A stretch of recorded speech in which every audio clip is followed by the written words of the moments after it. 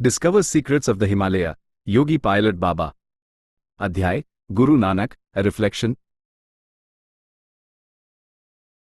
नानक देव की मदद से मैंने तपोवन की असंख्य गुफाओं में रहने वाले महान महात्माओं के दर्शन प्राप्त किए।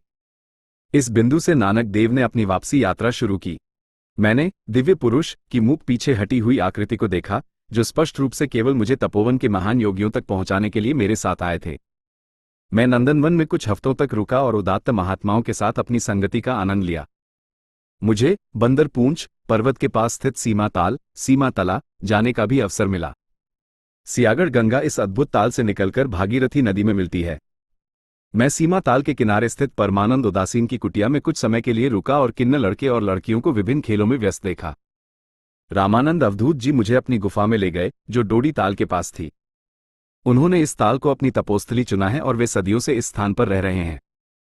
डोडी ताल 3 मील की लंबाई तक फैला हुआ है और भोजपत्र के पेड़ों की घनी वृद्धि से घिरा हुआ है। झील के पारदर्शी पानी में नाचता हुआ प्रतिबिंब एक उत्कृष्ट दृश्य है। गांगी, जो कि आखिरी भारतीय गांव है, से लगभग 20 मील आगे एक और सुंदर झील है जिसे सहस्त्रतला के नाम से जाना जाता है। सहस्त्रताल केंद्र में है। इसके पूर्व में 3 सरोवर हैं और इसके पश्चिम की ओर भी 3 सरोवर हैं। भीलांग और मिलंगना, 2 तेज बहने वाली नदियां भी सहस्त्रताल के पूर्व और पश्चिम में देखी जा सकती हैं। लिंग ताल का नाम उस छोटे से द्वीप के कारण पड़ा है जिसमें शिवलिंग की समानता है। प्रकृति ने इसे झील के केंद्र में प्यार से तैयार किया है और रंग बिरंगे फूलों का समूह इसकी सुंदरता को बढ़ाता है। सहस्त्रताल में चमकदार काले पत्थर सावधानी से रखे गए हैं। ताल की लंबाई 2 किलोमीटर है और पहली नजर में ही कोई भी इसके आकार से अभिभूत हो जाता है। इस झील के पास अक्सर विभिन्न किस्मों के पक्षी देखे जाते हैं। उच्च सम्मान वाले महात्मा अक्सर झीलों के पास घूमते रहते हैं। मैं 7 महात्माओं की श्रद्धेय संगति में झीलों और फूलों की प्रचुर सुंदरता को देखने के लिए भाग्यशाली था। जब ये छोटा प्रवास समाप्त हुआ तो मैंने बद्रीनाथ और सुमेरु पर्वत की श्रृंखला के लिए अपनी एकाकी यात्रा शुरू की। सुमेरु पर्वत की ऊंचाई से मैंने ब्रह्मा की अद्भुत मायावी गतिविधियों को देखा। अध्यात्म के समृद्ध ज्ञान से संपन्न महात्माओं के एक समूह को पर्वत की खड़ी ऊंचाई पर चढ़ते हुए देखना हिमालय की महिमा को बढ़ाता था। अनादिकाल से हिमालय भारत और उसके लोगों के लिए प्रेरणा का निरंतर स्रोत रहा है। इसने हमेशा संघर्षरत दुनिया को शांति और आशा का संदेश भेजा है। सुमेरु पर्वत की घाटी में मैंने इन विद्वान महात्माओं के साथ कुछ समय बिताया और उसके बाद सतोपंथ ताल सैंतोपात तला की ओर अपनी यात्रा जारी रखी, जो अलकनंदा नदी का मुख्य स्रोत है। ये झील चौखंबा पर्वत के दक्षिण पश्चिम ढलान पर स्थित है। मेरी 2 दिनों की कठिन यात्रा मुझे सतोपंथ तक ले गई। रास्ते में मैंने अलकनंदा ग्लेशियर, भागीरथी गल और खड़क भगत ग्लेशियर को पार किया। सतोपंथ झील आकार में त्रिकोणीय है और बर्फीले माहौल में मंत्रमुग्ध कर देने वाली लग रही थी। मैं बिना किसी कठिनाई के बर्फ के विशाल टीलों को पार करने में सफल रहा और झील के किनारे पहुंच गया। जबकि बाबा रामदास जी और सुंदरनाथ जी मेरा इंतजार कर रहे थे, मैंने भूख से उन खाद्य जड़ों को खाया जो महात्माओं ने मुझे दी थी। हफ्तों के उपवास के बाद यह मेरा पहला भोजन था और इसने वास्तव में मेरी भूख को शांत किया। अपने भोजन के बाद मैं सीधा झील के किनारे स्थित 3 विशाल गुफाओं में से एक की ओर चला गया। अलकापुरी का क्षेत्र इसी बिंदु से शुरू होता है। मैं लंबे समय तक गुफा के फर्श पर सोया और जब मैं उठा तो मैंने पाया कि तीनों महात्मा पहले ही आ चुके थे और उन्होंने आग जला ली थी, जिसने गुफा को अपनी कोमल चमक में नहला दिया था। मैंने 3 महान महात्माओं की सौम्य संगति में हिमालय का दौरा किया। मुझे चक्र तीर्थ, वह ऐतिहासिक स्थान जहां युधिष्ठिर धर्मराज देवता से मिले थे, जाने का अवसर भी मिला। वहां युधिष्ठिर गायब हो गए थे और सूक्ष्म लोकों में चले गए थे। अलकापुरी के रास्ते में भोजपत्र के पेड़ों का एक जंगल है जिसे लक्ष्मीवन के नाम से जाना जाता है। मुनि और देवता हर एकादशी चंद्र मास का 11वां दिन के दिन इस स्थान पर एकत्र होते हैं। अंतरिक्ष के निवासी अक्सर चक्र तीर्थ के प्राकृतिक बर्फीले विस्तार का दौरा करते हैं। ऋषि कुंड और उर्वशी ताल, ये 2 झीलें नीलकंठ पर्वत की घाटी में स्थित हैं। उर्वशी ताल की विशिष्टता इसकी खूबसूरती से नक्काशीदार पत्थर की दीवारों में निहित है जो पूरी झील को घेरती है। महिला पर्यटकों के लिए एक विशेष घाट का निर्माण सावधानीपूर्वक किया गया है। ऋषि गंगा ऋषि कुंड से निकलती है। हमने ऋषि गंगा के किनारे कुछ समय बिताया और उसके बाद गुफा में लौट आए। सुंदरनाथ जी के अनुरोध पर मैं 2 और दिनों के लिए अपना प्रवास बढ़ाने पर सहमत हो गया। सुंदरनाथ जी ने मनुष्य की दुर्दशा के बारे में बात की, जो सामाजिक सीमाओं के चंगुल में है। उन्होंने इसके कारणों का विश्लेषण किया। उन्होंने कहा, न तो मनुष्य जन्म लेते समय कुछ जानता है और न ही वो मरते समय कुछ जानता है, लेकिन अपने जीवनकाल के दौरान वो खुद को किसी भी और हर चीज के लिए सक्षम मानता है।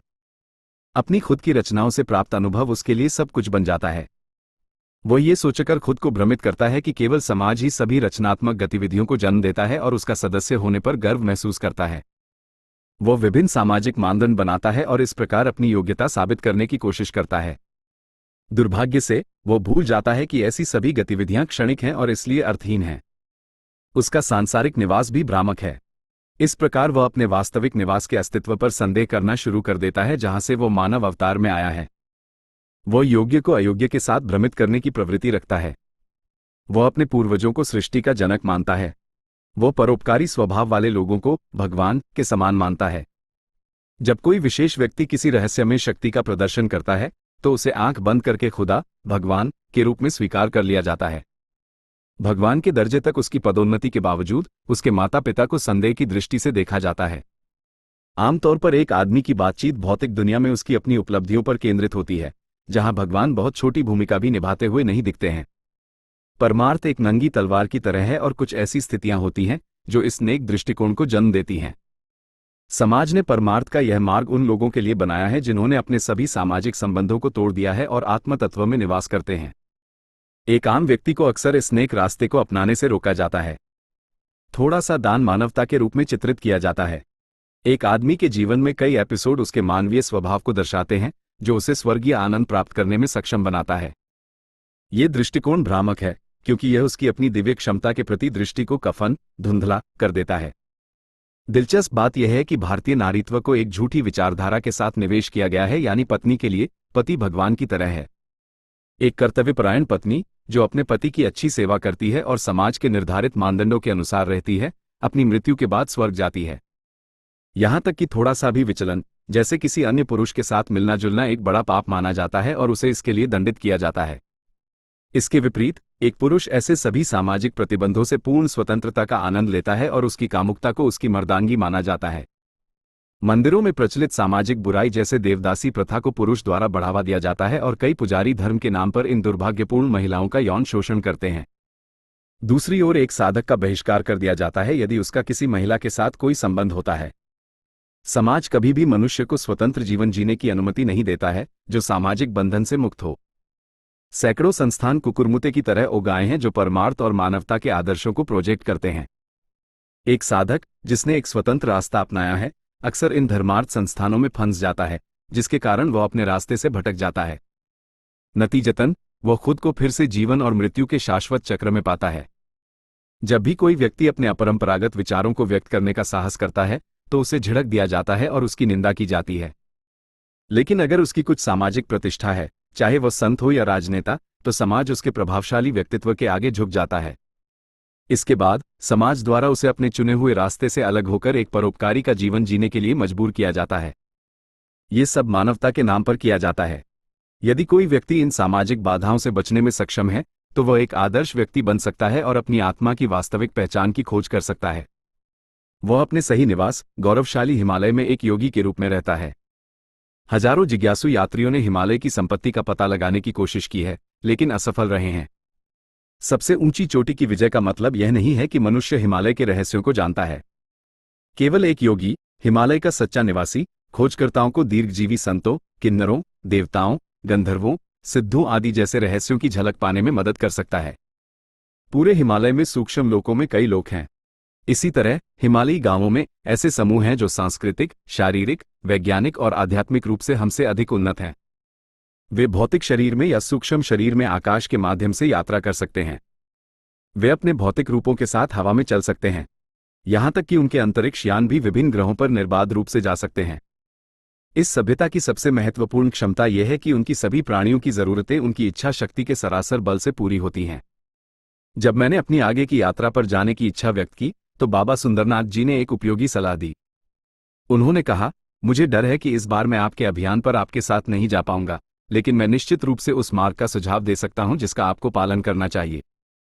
देवताल और अरवा ग्लेशियर आपको कैलाश पर्वत तक ले जाएंगे और इस मार्ग पर ट्रैकिंग करते समय आप गंधमादन पर्वत की श्रेणियों में आएंगे। प्राचीन तिब्बती टैगशू सभ्यता से संबंधित लोग वहां रहते हैं। ये लोग हिमालय के गुप्त स्थानों और बौद्ध विहारों से अच्छी तरह वाकिफ हैं। इस बीच मैं लंगोम्पा संतजू के साथ संवाद करने की कोशिश करूंगा और उन्हें आपकी यात्रा के बारे में सूचित करूंगा। वो हिमालय के रहस्यों के माध्यम से आपका मार्गदर्शन करने में सक्षम होंगे। इस बहुमूल्य जानकारी से लैस होकर हमने अपना मैराथन दौरा शुरू किया। अपनी पैदल यात्रा के दौरान हमें एक गुफा में एक साधु का सड़ा गला शरीर मिला। हमने निष्कर्ष निकाला कि साधु शायद घायल हो गया था और किसी तरह अपनी गुफा तक पहुंचने में सफल रहा था। उसने अपने टूटे हुए शरीर को ठीक करने की कोशिश की होगी, लेकिन जाहिर तौर पर अपने प्रयासों में असफल रहा। हमने उस दुर्भाग्यशाली साधु के सड़े गले शरीर को बर्फ के नीचे दफना दिया और ग्लेशियर की खड़ी चढ़ाई फिर से शुरू कर दी। ग्लेशियर गंधमादन के उच्चतम बिंदु से हम स्पष्ट रूप से पर्वत और उसके झरनों को देख सकते थे। हम पहाड़ से नीचे उतरने लगे और एक लंबी और सावधानीपूर्वक चढ़ाई के बाद हम प्रसिद्ध सुंदरवन पहुंचे, जो गंधमादन पर्वत की तलहटी में स्थित है। सुंदरवन भगवान हनुमान का निवास स्थान है। ये प्रसिद्ध जंगल मेरे लिए नया नहीं था, क्योंकि मैंने पहले अपने सूक्ष्म रूप में इस जगह का दौरा किया था। लक्ष्मण नदी के किनारे स्थित एक छोटा लक्ष्मण मंदिर रात के लिए हमारा अस्थायी आवास था। अगले दिन हमने फिर से अपनी मंजिल की ओर अपनी लंबी यात्रा शुरू की। काकभुशुंडी सरोवर, जो कामेट और गंधमादन पहाड़ों के बीच स्थित है, का दृश्य बस मंत्रमुग्ध कर देने वाला था। दो नदियां, जो झील के दोनों ओर बहती थीं, एक धनुष का आकर्षक आकार बनाती थी। हम धौली नदी के किनारे चलते रहे, जो हमें विष्णु प्रयाग ले गई। विष्णु प्रयाग से हम नियमित सड़क पर आ गए, जो नंद प्रयाग तक जाती थी। हमने मंदाकिनी नदी का अनुसरण किया और धैर्यपूर्वक ऊंचाई को मापा। जब हम रूपकुंड पहुंचे तो हम नंदा देवी की गौरवशाली कहानियों को सुनकर अभिभूत हो गए। रूपकुंड के तल पर पड़े आदिम कंकालों का ढेर एक विस्मयकारी दृश्य था, लेकिन नंदा देवी चोटी के प्रतिबिंब ने परिवेश को उज्ज्वल कर दिया और उस भय की भावना को दूर कर दिया जो कंकालों ने पैदा की थी। हेमकुंड नंदा देवी पर्वत समूह की अंतिम झील है। ये बहुत अधिक ऊंचाई पर स्थित है। यह एक महत्वपूर्ण धार्मिक स्थल है। इस स्थान पर बारीक नक्काशीदार चमकदार पत्थरों की एक सुंदर दीवार है। इस स्थान पर हमें स्वस्थ भेड़ों का एक झुंड मिला और उनके पीछे युवा लड़कों और लड़कियों का एक समूह था। हालांकि कई सींगों ने भेड़ों को असाधारण रूप दिया। हम उनकी ओर चलने लगे, लेकिन जैसे ही हम उन्हें पकड़ने वाले थे, वे अचानक नंदा देवी चोटी के पास पहाड़ की दूसरी ओर चलने लगे। हमने भी समूह का अनुसरण करना जारी रखा और अपनी पैदल यात्रा के दौरान हमने एक झील देखी जिसे सूर्यकुंड के नाम से जाना जाता है। इस झील से कठिन ढलान शुरू हुई। अजीब बात है कि भेड़ें और लड़कों और लड़कियों का समूह अचानक इस अनिश्चित बिंदु पर गायब हो गया। जब हम सूर्यकुंड झील की ढलान पर पहुंचे तो हमने नीचे देखा, जहां से ऋषि गंगा नदी का प्रवाह दिखाई दे रहा था। दृश्य बर्फ से भरा था। जानवरों के लिए नीचे आना सचमुच असंभव था। हमारी आंखों ने सभी दिशाओं में खोज की, लेकिन हमें भेड़ या बच्चे नहीं मिले। जब अंधेरा होने लगा तो हमने अपनी खोज छोड़ दी और रात बिताने के लिए हेमकुंड लौट आए। चूंकि दृष्टि के भीतर कोई आश्रय नहीं था, हमारे पास खुले में रात बिताने के अलावा कोई विकल्प नहीं बचा था। बर्फीली हवाओं ने हमें बेहद असहज बना दिया, लेकिन हम समाधि की मदद से अपने शरीर को कठोर करने के लिए अनिच्छुक थे। अंत में जब हम ठंड को और सहन नहीं कर सके तो हमने वो जड़ी बूटी खाई जो मेरे बैग में थी। मिनटों के भीतर हमें पसीना आने लगा और हम कड़ाके की ठंड का सामना कर सके। लगभग आधी रात का समय था जब हमने एक मशाल की रोशनी को हमारी ओर आते देखा। हमने तुरंत मंत्रों के साथ अपने शरीर को सुरक्षित किया और आगे बढ़ती मशाल की रोशनी का इंतजार किया। जब मशालधारियों का समूह करीब आया तो उनके बारे में हमारी सभी आशंकाएं भी समाप्त हो गईं। समूह में वही लड़के और लड़कियां शामिल थे जिनसे हम पहले मिले थे, लेकिन इस बार वे अलग दिख रहे थे। वे अब कीमती कपड़ों और गहनों में सजे थे। वे थोड़े छोटे कद के लोग थे, लेकिन उनका रंग बहुत गोरा था। कुछ बड़े आदमी जिनकी कमर के चारों ओर लंबी जटाएं लिपटी हुई थीं, वे भी समूह में थे। उन्होंने जो हार पहने थे वे आधी रोशनी और आधे अंधेरे में चमक रहे थे। उनमें से एक आगे आया और बोला, हम लंगोम्पा हैं और मेरा नाम जू है। बाबा सुंदरनाथ जी ने मुझे आपकी यात्रा के उद्देश्य के बारे में पहले ही सूचित कर दिया है और उसी क्षण से मैं आपके आगमन की प्रतीक्षा कर रहा हूं। जब इन बच्चों ने मुझे इस क्षेत्र में कुछ यात्रियों की उपस्थिति के बारे में बताया तो मैंने तुरंत आप दोनों के बारे में सोचा। कृपया हमारे पीछे आएं। हम मंत्रों के आवरण से पूरी तरह सुरक्षित थे। इस प्रकार बिना किसी हिचकिचाहट के हम लंगोम्पा के समूह में शामिल हो गए और उनके पीछे चल दिए। हम तब तक चलते रहे जब तक हम उस विशिष्ट ढलान तक नहीं पहुंच गए जो सूर्यकुंड की ओर ले जाती थी। झील के पास एक विशाल उद्घाटन ओपनिंग हमें एक अलग दुनिया में ले गया। संकरा लंबा पथरीला रास्ता जो इसके आगे था एक कलात्मक सटीकता के साथ बनाया गया था। जलती हुई मशालों के मात्र स्पर्श ने उन्हें आसानी से प्रज्वलित कर दिया, लेकिन समूह के अगले व्यक्ति ने, जो एक कतार में चल रहा था, आग बुझा दी। लंबी पैदल यात्रा के बाद सुरंग आखिरकार एक विशाल खुले मैदान में निकली। जीवन की सभी आवश्यकताएं सुंदर ढंग से व्यवस्थित तरीके से मौजूद थी। यहां तक कि विभिन्न किस्मों के जानवर भी विशाल मैदान पर समूहों में बैठे थे। संत जू हमें एक गुफा में ले गए जो बेहतरीन नक्काशी से भरी थी। एक विशाल काले पत्थर से बना और जानवरों के फर से ढका एक बिस्तर गुफा के कोने में खड़ा था। संत जू ने हमें गुफा में सीटें दी और फिर कुछ व्यवस्था करने के लिए बाहर चले गए। बहुत जल्द हमें स्वादिष्ट भोजन का हिस्सा बनने के लिए आमंत्रित किया गया, जिसे इस असामान्य बस्ती की महिलाओं द्वारा तैयार किया गया था। कुछ व्यंजन अर्ध ठोस थे और जैम की तरह दिखते थे, जबकि अन्य मक्खन का आभास देते थे। फिर भी सभी व्यंजन स्वादिष्ट थे और सोने से बने बर्तनों में परोसे गए थे। बर्तनों पर उकेरी गई देवी देवताओं की आकृतियां उनकी शानदार शिल्प कौशल का प्रमाण थी। हमें पीने के लिए कुछ पेय पदार्थ दिए गए और उसके बाद हम आराम करने के लिए अपनी गुफा में चले गए। सुबह में जब हम गुफा से बाहर आए तो हम उस दृश्य से सुखद रूप से आश्चर्यचकित थे जो हमने देखा। सुबह की रोशनी में सुरंग का विशाल उद्घाटन वास्तव में एक छोटा सा गांव था। विभिन्न आकारों और आकृतियों की गुफाएं वास्तव में ग्रामीणों के घर थे। शीघ्र ही संत जू हमारे पास आए और हमें लंबी सुरंग से बाहर ले गए। जब हम सुरंग से निकले तो हमने खुद को एक खुली भूमि में पाया जो शक्तिशाली पहाड़ों के सामने थी। पर्वत श्रृंखलाओं के बीच बहने वाली नदियां बेहद सुखदायक लग रही थी। संत जू पास पड़ी एक चट्टान पर बैठ गए और अपने विचार तरंगों थॉट वाइब्रेशंस के साथ किसी से संवाद करने लगे। थोड़ी देर बाद एक छोटा गोलाकार विमान घूमता हुआ हमारी ओर आया। गोलाकार आकृति धीरे धीरे हमारे पास उतरी और एक आदमी जो संत जू जैसा दिखता था विमान से उतरा। नवागंतुक का परिचय मुझसे फंचियाओ के रूप में कराया गया। हम विमान में सवार हुए और सिंकियांग पहाड़ों के ऊपर उड़ान भरी। विमान ने पहले पहाड़ों के ऊपर चक्कर लगाया और फिर धीरे धीरे जमीन पर उतरा। इसी तरह के कई विमान वहां खड़े थे। उनमें से कुछ अत्याधुनिक लग रहे थे और पूरी तरह से सौर ऊर्जा द्वारा संचालित थे। हमारा विमान बर्फ से ढके पहाड़ों से घिरे हरे भरे क्षेत्र पर उतरा। थोड़ी दूरी पर स्थित सुरंग के आकार की गुफाओं के एक समूह ने हमारा ध्यान आकर्षित किया। दरवाजे अद्वितीय थे और अज्ञात पदार्थ से बने थे। हमने गुफाओं में से एक में प्रवेश किया और कई घरों को देखकर चकित रह गए जो समकालीन शैली में बने थे। तार की लाइनें जमीन पर सममित रूप से बिछाई गई थी और छोटे केबिन के आकार के वाहन उन पर चल रहे थे। उस गुफा के अंदर का फर्नीचर चट्टानों से तैयार किया गया था। अद्भुत शिल्प कौशल प्रशंसा के योग्य था।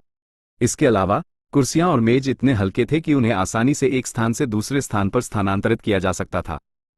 पूरी गुफा सूर्य के प्रकाश से अच्छी तरह से रोशन थी। हमने सभी गुफाओं का निरीक्षण किया और उन्हें जीवन की सभी सुख सुविधाओं से लैस पाया। हमने पुस्तकालयों का भी दौरा किया जिसमें प्राचीन विज्ञान और विद्या की पुस्तकें और ग्रंथ थे। बहुमूल्य जानकारी दर्ज करने के लिए भोजपत्र और कपड़े का बहुतायत से उपयोग किया गया था। इस जगह के निवासी अपने खाद्य पदार्थों और पेय पदार्थों में नशीले पदार्थों का उपयोग करते हैं। वे शरीर के साथ हवा में उड़ सकते हैं लेकिन वे इस शक्ति का उपयोग शायद ही कभी करते हैं। लंगोंपा के सगे संबंधी हिमालयी क्षेत्र में रहते हैं और उनके संचार का तरीका विचार तरंगे हैं। इन घाटियों को लोकप्रिय रूप से जाम्बिदोर, सिंकियांग, कैलाश, शुंग और अलकापुरी आदि के नाम से जाना जाता है।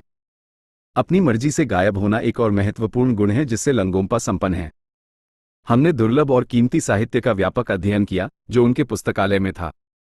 संत जू ने हमें श्वेत लोकों से भी परिचित कराया। इस विशिष्ट रूप से अलग लोक के मुखिया ताओशिंग थे जिन्होंने हमारा गर्मजोशी से स्वागत किया और उसके बाद हमें अपने विमान में प्रसिद्ध पर्वत कैलाश के ऊपर ले गए जिसे उनकी मूल भाषा में कमापोशे कहा जाता है। शानदार पहाड़ के हवाई दौरे के बाद हम ऋषि गंगा नदी के पास उतरे और इस प्रकार हमारा दौरा समाप्त हो गया। मैं अपने अभयारण्य शरण स्थल पिंडारी ग्लेशियर की गुफा में लौट आया। मेरी गुफा में मथुरादास महाराज और अन्य महात्माओं की उपस्थिति एक सुखद आश्चर्य थी। सभी ने मेरा स्नेह से स्वागत किया। स्नेहपूर्ण आदान प्रदान के बाद मथुरादास बाबा आगे आए और मुझे एक नारंगी रंग का मूंगा हार भेंट किया। रामदास जी को भी बाबा से उपहार के रूप में श्यामा तुलसी का एक बड़ा मंका मिला। हमने बाबा मथुरादास की संगति में कुछ दिन बिताए और उसके बाद खाती गांव के रास्ते बागेश्वर मठ की ओर बढ़े। बागेश्वर मठ की पुरानी यादों के पुनरुद्धार के साथ मेरे भीतर एक महत्वपूर्ण बदलाव होने लगा। इन लाक्षणिक परिवर्तनों को दबाने के लिए मैंने रेखा का आह्वान करना शुरू कर दिया जो तब उभरती है जब जीवन की नदी इससे टकराती है। रेखा पूर्ण समाप्ति का एक अभिन्न अंग है जिसे विश्राम कहा जाता है। अपने जीवन के इस मोड़ पर मैंने रेखा की उपस्थिति का आभास किया।